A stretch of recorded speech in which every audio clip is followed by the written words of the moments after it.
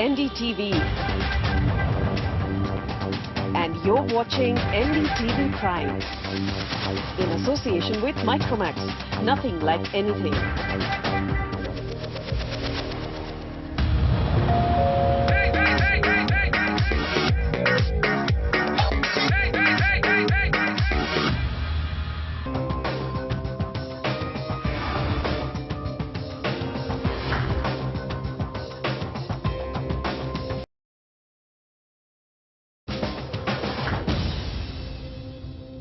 भारतीय टेलीविजन में पहली बार आपके लिए एक ऐसा शो हम लाए हैं जिसमें आपको प्रॉपर्टी के बारे में सारी जानकारी एक जगह मिलेगी। स्वागत है प्रॉपर्टी इंडिया में। नमस्कार, मैं हूं अंजलि ईश्वर।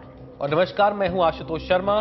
प्रॉपर्टी के बारे में यदि आप और जानकारी चाहते हैं तो वो आप हमारी वेबसाइट ndtv.com/property पर जाकर ले सकते हैं। कानूनी, आर्थिक, टैक्स मामलों के जानकार और उद्योग के विशेषज्ञों की राय चाहते हैं वो भी आप हमारी वेबसाइट ndtv.com/property पर जाकर ले सकते हैं। 24 शहरों के प्रॉपर्टी बाजार एक्सपर्ट्स की नजर में कैसे हैं, यहां आपको पता चलेगा। जानकारी ढूंढना भी बहुत आसान है। शहर, बजट या साइज के हिसाब से आप अपनी पसंदीदा प्रॉपर्टी देख सकते हैं। तो चलिए सबसे पहले एक नजर डाल लेते हैं कि आज क्या क्या है खास। मुंबई जैसे शहरों में रहने वाले लोग भी खरीद रहे हैं फ्लैट्स के बजाय जमीन। क्या जमीन का निवेश है बेहतर? सस्ती ही सही, लेकिन खेती वाली जमीन खरीदने में है कितनी समझदारी। देश के प्रॉपर्टी बाजार में कहां खरीदें और बेचें प्रॉपर्टी, हम देंगे आपके सवालों के जवाब। और ग्रीन इमारतों का शोर है, लेकिन कमर्शियल ग्रीन इमारतों के बाद क्या हमारे घर भी हो पाएंगे ग्रीन।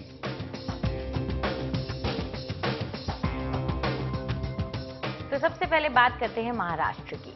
खेती की जमीन में निवेश का चलन वहां पर आजकल बढ़ता ही जा रहा है। कई निवेशक अपने आप को किसान घोषित कर ये जमीन खरीदते हैं और बाद में इस जमीन को किसी दूसरे काम के लिए इस्तेमाल करने की मंशा रखते हैं।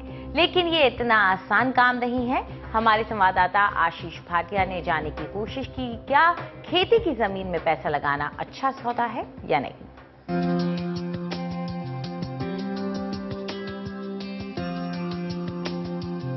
सिर्फ बिल्डर और बड़े बड़े प्राइवेट इक्विटी फंड्स ही नहीं, जमीन के मालिक होना आम आदमी का भी सपना होता है। मुंबई के किसी कायदे के इलाके में बने बनाए मकान की कीमत 75 लाख रुपए से ज्यादा हो चुकी है, जबकि जमीन के दाम 45 रुपए प्रति वर्ग फुट यानी 7 से 8 लाख रुपए एकड़ जैसे दाम सुनकर मुंह में पानी आ जाता है। सवाल है कि जब जमीन खरीद सकते हैं तो सिर्फ फ्लैट क्यों खरीदें? जब प्रॉपर्टी के दाम बढ़ते हैं तो उसके मायने होते हैं कि जमीन के दाम बढ़ रहे हैं। इसलिए निवेशकों को ये बात समझ में आने लगी है कि कुल मिलाकर प्रॉपर्टी की कीमत में उछाल का सबसे बड़ा हिस्सा जमीन के दामों में इजाफे की वजह से होता है। आंकड़े देखें तो पता चलेगा कि पिछले 5 साल में जमीन के दाम फ्लैट्स के दाम से दोगुना ज्यादा बढ़े हैं, यानी जमीन खरीदना फायदे का सौदा है। Twice the increase as what the finished product has become. So clearly as an asset class, land is making more money today. Mumbai के आसपास जमीन के दाम भी काफी मुनासिब हैं। प्रॉप इक्विटी के मुताबिक करजत में जमीन 820 रुपए प्रति वर्ग फुट, शाहपुर में 400 रुपए प्रति वर्ग फुट और मुरबाद में 450 रुपए प्रति वर्ग फुट के हिसाब से बिक रही है। खेती की जमीन खरीदना आसान नहीं है। उस पर निर्माण करने के लिए कई कानूनी पेचीदगियों से गुजरना पड़ता है। जानकारों का मानना है कि इसमें काफी गड़बड़ियां हैं। दो चीजें हैं। पहली ये कि आप राज्य में कभी भी प्रॉपर्टी की रजिस्ट्री करवाएं तो जहां आपने किसान होने का दावा किया है वहां तस्दीक के लिए नोटिस भेजा जाता है और राजस्व विभाग के 3 स्तरों पर यह तस्दीक होने के बाद ही बात आगे बढ़ती है। चिंता की बात यह है कि जो शख्स किसान का सर्टिफिकेट दिलवा रहा है उसे आइंदा भी आपका साथ देना चाहिए, वरना बात बिगड़ने पर सरकार आपकी जमीन वापस ले सकती है। नितिन देशपांडे जमीन में निवेश करने गए थे, लेकिन उनके तजुर्बे ने उन्हें सिखाया कि सब कुछ उतना आसान नहीं जितना कागज पर दिखता है। जब मेरा पहला लैंड ट्रांजेक्शन हो गया तब मैंने तो यही सोच लिया था कि एडवोकेट को हर चीज मालूम होती है और मुझे कुछ भी मालूम नहीं है, तो मैंने उनका एडवाइस लेना चाहिए। उस इंप्रेशन से मैं कोई एडवोकेट हायर कर लिया। हायर करने के बाद जब मेरा ट्रांजेक्शन पूरा हो गया, लैंड मेरे नाम पर ट्रांसफर भी होने के वक्त आया तब मेरे को समझ गया कि उसके अंदर काफी प्रॉब्लम्स है। जब तक ये बात लोगों तक पहुंचेगी तब तक खेती की जमीन बिकती रहेगी और जो लोग मिट्टी में अपने हाथ गंदे नहीं करना चाहते वो गैर कृषि जमीन पर निर्माण करवा रहे हैं। लेकिन यहाँ भी ये जांच लेना जरूरी है कि जमीन जिससे खरीदी जा रही है उसका मालिक वही है। अगर ड्यू डिलिजेंस हो और उन्हें यह भरोसा हो कि जमीन के कागजात ठीक हैं, तो मुझे इसके निवेश में कोई बुराई नजर नहीं आती। इसे गैर कृषि भूमि में बदलने का कितना खर्च आएगा और क्या ऐसा मुमकिन भी है या नहीं। इसके अलावा जमीन कहाँ है इसका भी असर पड़ता है। कानून के हिसाब से सिर्फ एक किसान ही खेती की जमीन खरीद सकता है, लेकिन जमीन की बढ़ती कीमतों के कारण शहर में बसने वाले लोगों की भी नजरें गांवों की जमीन पर टिक गई हैं। जानकारों का मानना है कि ये चलन बहुत ही नुकसानदेह है और खेती की जमीन में आने वाली गिरावट की सबसे बड़ी वजह भी हो सकती है। कैमरा पर्सन राकेश सोलंकी के साथ आशीष भाटिया, एनडीटीवी। तो चलिए इस पे और चर्चा करते हैं। हमारे साथ मुंबई से जुड़ रहे हैं Shri Paresh Kariya, director easy to own estate, और Shri Uday Vavekar, VP consumer court advocate association Maharashtra और गोवा। आप दोनों का बहुत बहुत स्वागत है प्रॉपर्टी इंडिया में। उदय जी, आपसे शुरू करते हैं। अपने आप को किसान साबित करके जमीन खरीदना, सबसे पहले तो बताइए लीगल टर्म्स में क्या ये वाकई में कानून का उल्लंघन नहीं है कि एक आम आदमी शहर में रहता है, यदि वो गांव में जाके अपने आप को किसान घोषित करके जमीन लेता है लेकिन बाद में ये प्रूव होता है कि वो किसान नहीं है, तो क्या किस प्रकार का उस पे कानून के अंतर्गत किस प्रकार की कार्रवाई होती है, और यदि इस सेक्टर में निवेश करना है तो किन किन बातों का ख्याल रखना चाहिए? बहुत ही अच्छा सवाल है। सवाल यह है कि केवल आपको अपने आप गांव में जाके, चाहे आप राजस्थान जाओ, गुजरात जाओ और फिर महाराष्ट्र में कहो कि मैं एग्रीकल्चरिस्ट हूँ, वो सर्टिफिकेट आप बताओ, एक दौर है अभी। मगर उसमें दिक्कत ये है कि लोगों को मालूम नहीं है कि अलग अलग तरह के जोन है। जैसे ग्रीन जोन है, जिसके लिए आप वेस्टर्न घाट जो महाराष्ट्र में है वो ग्रीन जोन डिक्लेयर किया, वहाँ कोई भी डेवलपमेंट नहीं हो सकती, सिवा आपको फार्म हाउस बांध सकते हैं। दूसरी बात यह है कि आपको डिप्टी कलेक्टर की परमिशन लेनी चाहिए। उसमें भी कई क्लॉजेस है। आपका डोमिसाइल क्लॉज होना चाहिए, इनकम होना चाहिए, आपका एग्रीकल्चरल हिस्ट्री होना चाहिए, क्या पर्पज से आप उसे लेते हैं, उसका ऑब्जेक्ट क्या है। अनलेस आप डिप्टी कलेक्टर से परमिशन न लो, एग्रीकल्चर लैंड, आप एग्रीकल्चरिस्ट भी हो तो आप वहाँ पे नॉन एग्रीकल्चर करने के लिए बहुत सारी समस्याएं आपके सामने है। और अगर मालूम पड़ गया, आपने अच्छा सवाल पूछा कि आप एग्रीकल्चरिस्ट नहीं है और जिस मतलब के लिए आपने ये ज़मीन खरीदी है उसका मतलब पूरा नहीं हो रहा है, तो आपको घाटा ही है। दूसरी बात यह है कि आपके लैंड का एक्विजिशन हो जाएगा। अगर उनको पता चले कि आप एग्रीकल्चरिस्ट नहीं है तो government will acquire this land, यानी कि ज़मीन गवर्नमेंट ले लेगी अपने, उसको कब्जा कर लेगा, कलेक्टर कब्जा कर लेगा और आपकी ज़मीन कुर्की में चली जाएगी। तो ये तो बहुत ही खतरनाक चीज़ है। तो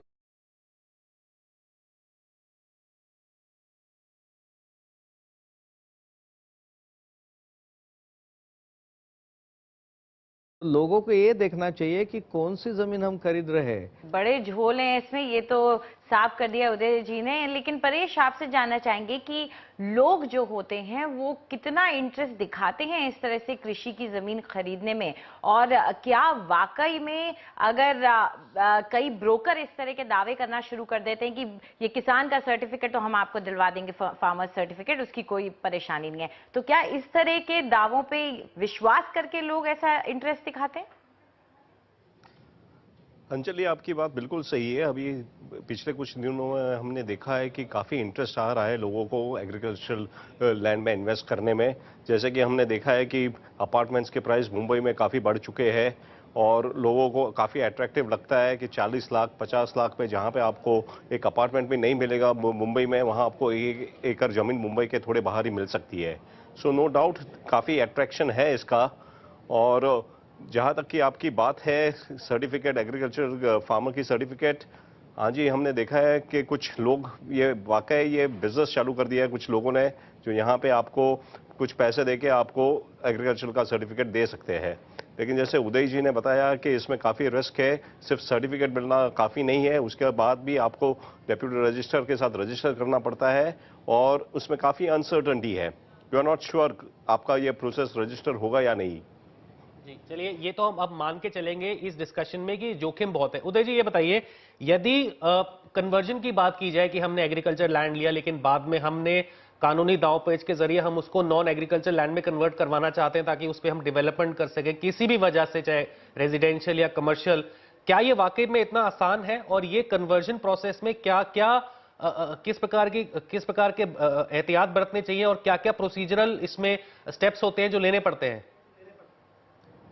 कन्वर्जन करने के लिए दो है, आपको पहले मकसद डिसाइड करना चाहिए, तय करना चाहिए। आप घर के लिए ले रहे हो, एक फार्म हाउस के लिए ले जगह रह रहे हो तो काफ़ी आसान हो सकता है। अगर आपको एग्रीकल्चरिस्ट का सर्टिफिकेट हो, आप किसान है, वो एग्रीकल्चर लैंड आप डिप्टी कलेक्टर यानी तहसीलदार या कलेक्टर उसकी परमिशन लेके आपने वो परमिशन ले ली हो और आपका रजिस्ट्रेशन हो गया हो, तो आप वहाँ एक फार्म हाउस जो 10% है, 20% है, गाइडलाइन उस हिसाब से बांध सकते हैं। वो काफ़ी आसान हो सकता है, मगर उसके लिए भी लोगों को ये पता नहीं कि इस परमिशन लेने के लिए भी आपको सर्टिफिकेट देना चाहिए कि वहाँ पानी है, इलेक्ट्रिसिटी का सप्लाई है, वहाँ पे इंफ्रास्ट्रक्चर फैसिलिटीज़ का सप्लाई, ये सर्टिफिकेट सारे कलेक्टर मांगता है आपसे। तो जब तक ये इंफ्रास्ट्रक्चर वहाँ पे नहीं हो, आप वो एक फार्म हाउस बांधना भी मुश्किल है।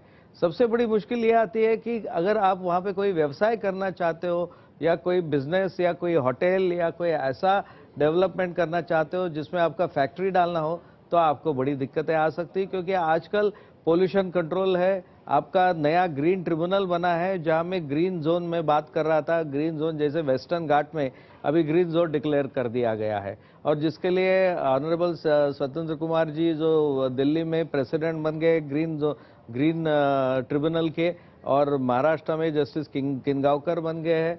तो ये देखते हैं कि भाई एक ग्रीन बेल्ट में कोई डेवलपमेंट ना हो। तो अगर आपका ग्रीन बेल्ट में अगर वो लैंड आ गई, जैसे वेस्टर्न घाट की मैं बात कर रहा हूँ, तो आप तो वहाँ कोई डेवलपमेंट कर ही नहीं सकते, कोई भी व्यवसाय आप वहाँ नहीं कर सकते, पोल्यूशन की सारी दिक्कतें आपको आएगी। तो ये सब जब तक आपको कानूनी दावपेच पूरा क्लियरेंस नहीं मिलता है, इस ज़मीन में हाथ डालना मैं कहूँगा शायद आपको मिट्टी मिले सोना नहीं मिल सकता। तो हाँ, अगर आप बशर्ते एग्रीकल्चरिस्ट हो और आपको एग्रीकल्चर में डेवलप करना है और आपको वहीं रहना है, अगर आप कहते हैं कि मैं सेकंड घर या सेकंड हाउस, जो ड्रीम लोग आजकल बेच रहे, सपने बेच रहे कि ये हमारा सॉफ्ट कॉर्नर है, वाइट कॉर्नर है, ब्लू कॉर्नर है, ग्रीन कॉर्नर है, आपको सेकंड घर मिलेगा, आपके लिए एक वीकेंड घर मिलेगा, तो आप भूल जाइए। हमारे दादाजी ने हमने कहा था कि कसने वाले की खेती और रहने वाले का घर, नहीं तो बहुत ही खिटपिट। तो आपको ये तकलीफ हो सकती है, लंबा रखने से मेंटेनेंस की भी बहुत तकलीफ आती है। फार्म हाउस आप कम यूज करते हैं, केयर टेकर ज्यादा यूज करता है, आप रिपेयरिंग को जाते हैं। जी बिल्कुल। तो परेश जी, इतना तो साफ हो गया है कि बड़ा ही बहुत ही पेचीदगियों से भरा हुआ ये मामला लग रहा है, लेकिन अब जबकि शहरीकरण की इतनी जरूरत हो गई है, खासतौर पर मुंबई और उसके आसपास के इलाकों में इतने लोग बढ़ते जा रहे हैं, जो अंदर माइग्रेंट्स आ रहे हैं, उनको रहने के लिए जगह चाहिए, तो क्या इस तरह के कानून थोड़े से अब पुराने और दकियानूसी नहीं होते जा रहे? क्योंकि कुछ लैंड ऐसा भी हो सकता है जो लैंड ओनर खुद भी बेचना चाहता हो और जिसको बेचा जाए तो खेती का नुकसान भी ना हो रहा हो। लेकिन अगर आप बिल्कुल ही मना कर देंगे इस तरह के कानून से कि आप जब तक किसान नहीं है आप तक खेती की जमीन नहीं खरीद सकते, तो क्या ये कानून आपकी नजर में, आपको क्या लगता है, क्या ये सही है या अब थोड़ा पुराना हो गया है? देखिए, इसमें दो बात है। एक तो काफ़ी सारी लैंड ये बड़े डेवलपर्स है उन्होंने अक्वायर करके ऑलरेडी रखी है। There are thousands of acres of land जिस पे ये डेवलपर्स बैठे हुए हैं, तो उन्होंने लैंड एक्वायर कर रही है और धीरे धीरे वो जैसे जैसे डिमांड आएगी वैसे वो डेवलप करेंगे।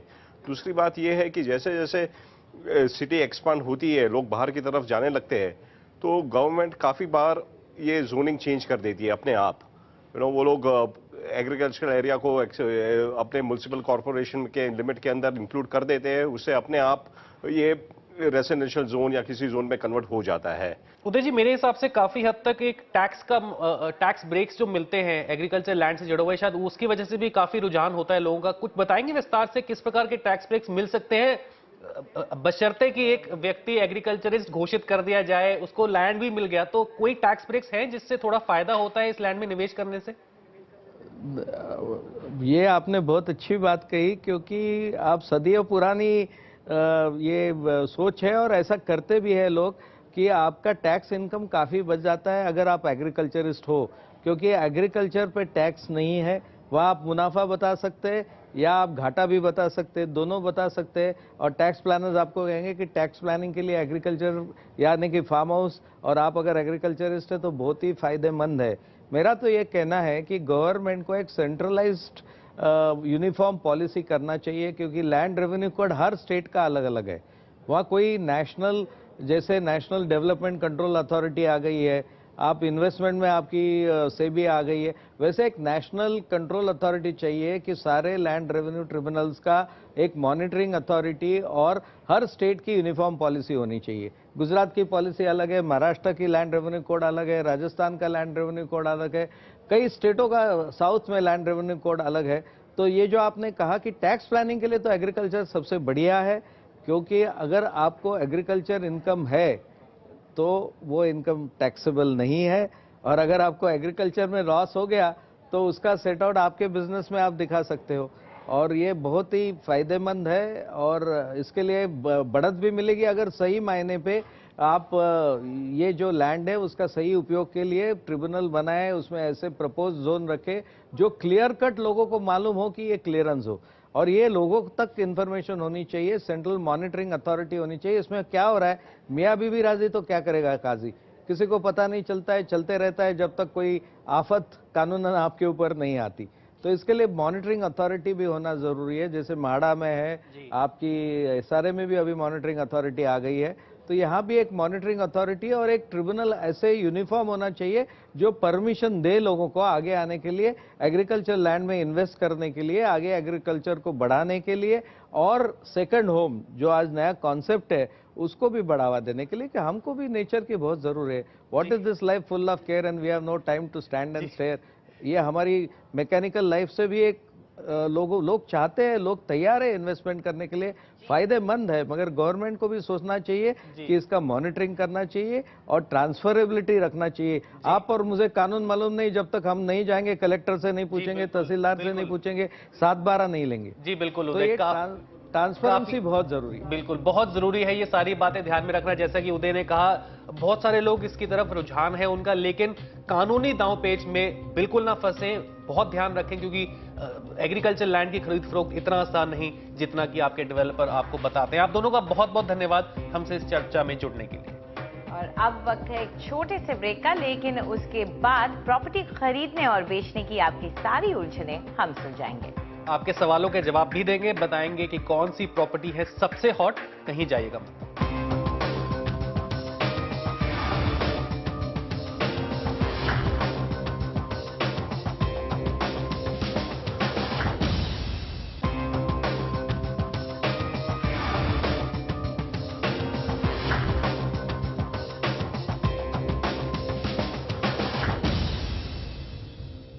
आप देख रहे हैं प्रॉपर्टी इंडिया, जहां हम आपको वो सारी जानकारी देते हैं जो देश भर के प्रॉपर्टी बाजारों से आती है। प्रॉपर्टी के बारे में और जानकारी चाहिए तो आप हमारी वेबसाइट ndtv.com/property पर जाकर ले सकते हैं। कानूनी, आर्थिक, टैक्स मामलों के जानकार और उद्योग के विशेषज्ञों की राय चाहते हैं तो वो भी आपको ndtv.com/property पर मिल जाएगी। और यही नहीं, 24 शहरों के प्रॉपर्टी बाजार एक्सपर्ट्स की नजर में कैसे हैं वो भी यहां आपको पता चलेगा।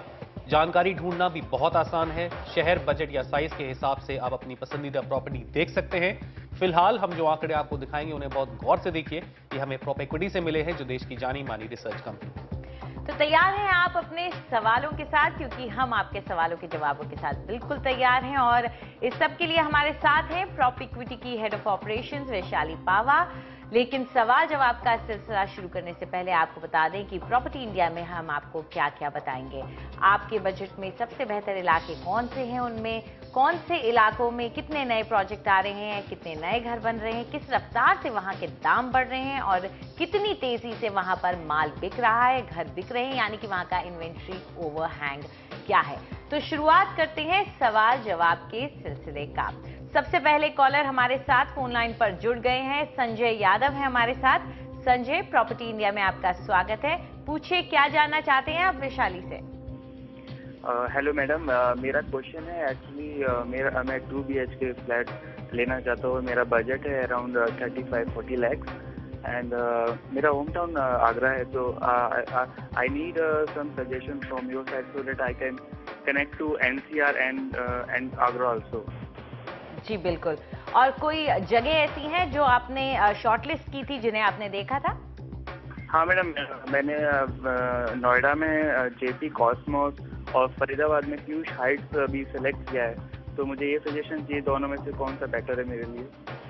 चलिए, तो वैशाली, इन्होंने जब हमें ईमेल किया था तो इन्होंने जेपी कॉस्मोस और जेपी अमन की बात कही थी हमसे, तो आपको क्या लगता है कि कौन से इलाके इनके लिए सही रहेंगे ताकि आगरा, जो कि इनका होम टाउन है, उसके करीब भी रहें और इनके बजट में भी वो समा जाए?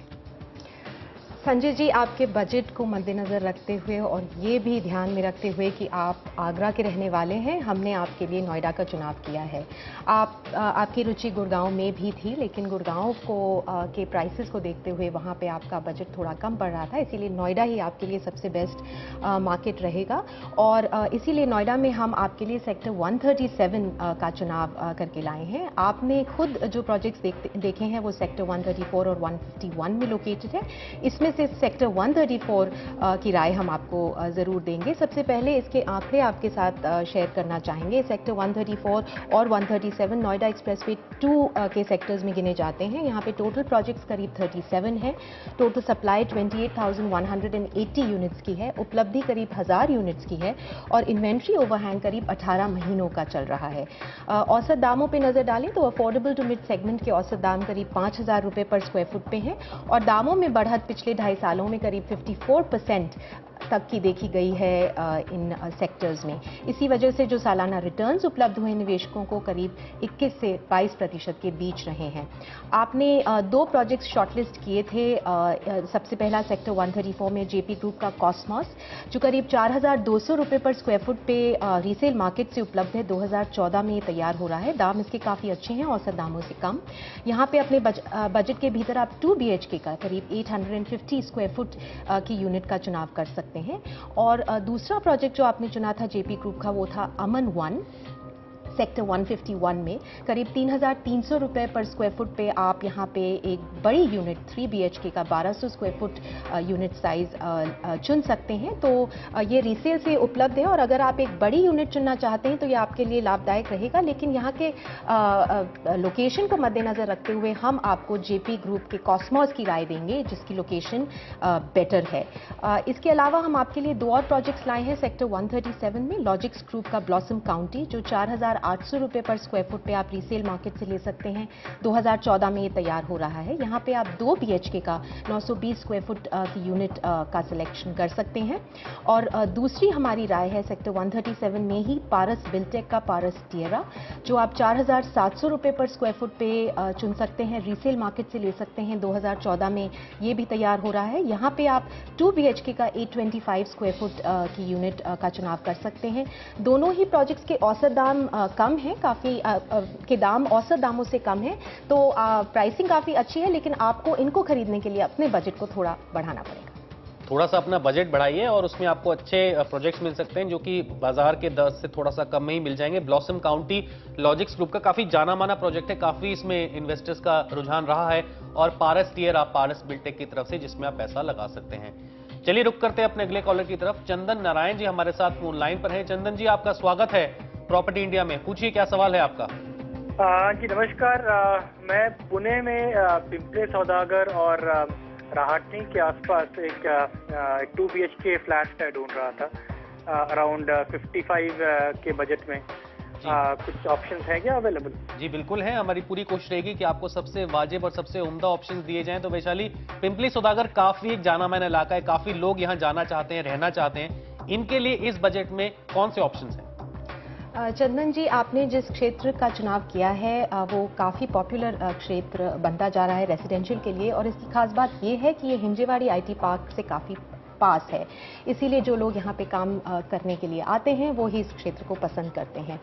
इसके साथ साथ ये पूना यूनिवर्सिटी के भी करीब है, इसलिए कई स्टूडेंट्स इस क्षेत्र को पसंद करते हैं अगर वो घर रेंट करना चाहते हैं, इसलिए यहाँ की रेंटल रिटर्न्स भी अच्छे हैं, करीब 12 से 14 रुपए पर square foot per month.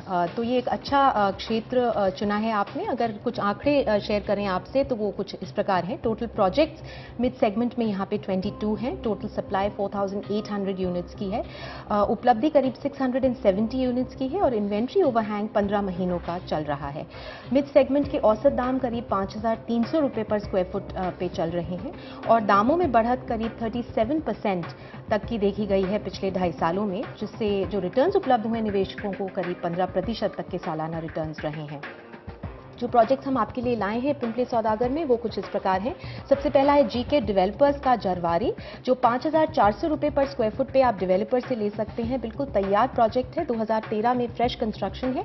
2 BHK का 901 स्क्वायर फुट का घर आप चुन सकते हैं। करीब 5% तक की बढ़त देखी गई है इसके दामों में जब से ये लॉन्च हुआ था। दूसरी हमारी राय है सुखवानी कंस्ट्रक्शंस का पाम ब्रीज, जो आप 5400 रुपए पर स्क्वायर फुट पे डेवलपर से ले सकते हैं। ये भी रेडी प्रोजेक्ट है। 2 BHK का 857 से 1050 स्क्वायर फुट की यूनिट का चुनाव आप कर सकते हैं। इसमें करीब 9% तक की बढ़त देखी गई है जब से लॉन्च हुआ था। और तीसरी हमारी राय है वाधवानी कंस्ट्रक्शंस का साई एम्बियंस एंड विजन, जो 5600 रुपए पर स्क्वायर फुट पे आप डेवलपर से ले सकते हैं। मई 2013 में ही ये तैयार हो गया था।